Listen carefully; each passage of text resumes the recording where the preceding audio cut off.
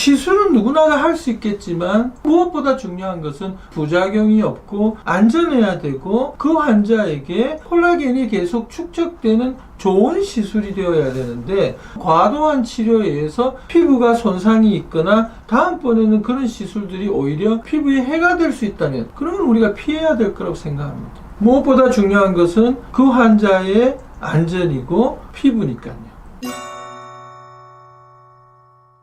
세게 한다고 좋은 효과가 나오는 게 아닙니다. 세게 해야 되고 참아야 되고 이런 것들이 많이 알려져 있는 일종의 루머 같은 건데요. 이론적으로 고주파의 레벨을 올린다고 해서 어느 정도의 열이 전달된 다음에는 위험성은 기하급수적으로 증가합니다. 그래서 그런 것들을 피하기 위해서 우리가 우리 몸이 본능적으로 이런 통증이나 표현을 하게 되어 있습니다. 거기까지가 가장 적절한 어떤 치료의 레벨인 거죠. 서마이즈 회사에서도 제공하는 것이 참을 수 있는 정도의 통증, 참기 어려운 통증 이런 표가 있습니다. 그래서 우리가 권장하는 표의 레벨의 수치가 있고요. 참을 수 없는 정도의 통증을 수면 마취를 한다는 것 자체가 대단히 아픈 만큼 콜라겐을 만들어내는 효과가 극대화되는 게 아니라는 거죠. 안전하게 하고 콜라겐이 가장 최적으로 만들어지는 조건들을 만들어주는 그런 시술이 중요한 거지 강하게 하고 세게 하고 이런 것이 중요한 게 아니라는 말씀 꼭 드리고 싶습니다. 저 정리를 하면 강도를 높였다고 세기를 높였다고 효과가 같이 높아지는 게 아니라는 거죠. 적정한 정도의 그런 강도가 높아지면 그 다음에 비슷하게 변해간다는 거죠. 우리 피부에 진피가 있고 피하지방층이 있는데 이 고주파라는 거는 사실은 진피에 주로 열 전달이 되지만 피하지방층에 열 전도가 잘 안 되게 되어 있습니다. 저항이 좀 많은 거죠. 진피, 그 다음에 피하지방층, 기름덩어리 여기가 고주파를 통과했을 때 진피 정도에서 대부분 머물고 여긴 저항이 있기 때문에 열전도가 잘 안 일어납니다. 근데 너무 이렇게 주파수를 세게 더 틀어버리면 피하지방층까지 열이 전달되면 지방이 녹기 시작하는 거죠. 강하게 하는 게 능사가 아니라는 거죠. 쪼그라들게 되는 거죠. 한 톨의 지방도 소중한 거예요. 우리가 콜라겐은 계속 축적해 나가고 있는데 그때 지방이 적어지고 자꾸 피부가 꺼지는 현상이 있잖아요. 그런 거는 바람직하지 않죠.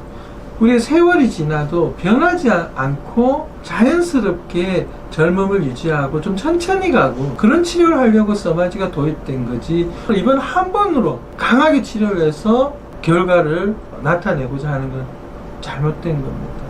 정말 속상한 경우를 많이 봅니다. 저희 병원은 다른 병원에서 시술을 하고 와서 화상 흉터나 물집이 많이 생기거나 지방이 꺼지거나 이런 경우들을 많이 봐요. 최신 치료라고 해서 그 FLX 서마지 치료를 했는데 이런 결과가 나왔단 말입니다. 정말 가슴 아픈 일입니다. 치료하는데 너무 지나친 통증이 있거나 그런 경우는 스스로 사양하시고 그런 치료는 받으시면 안 되는 겁니다.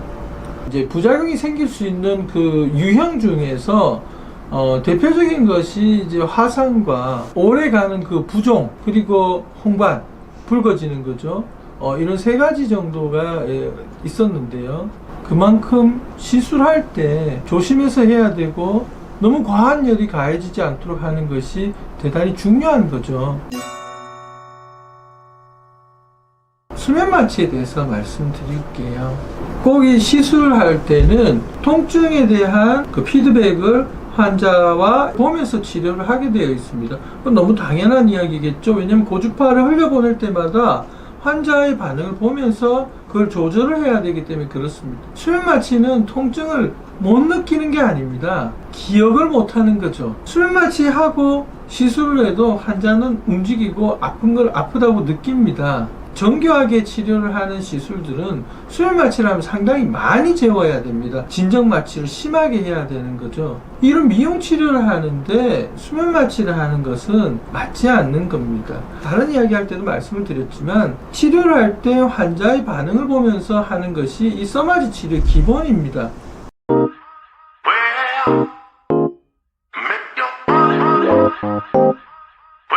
Well,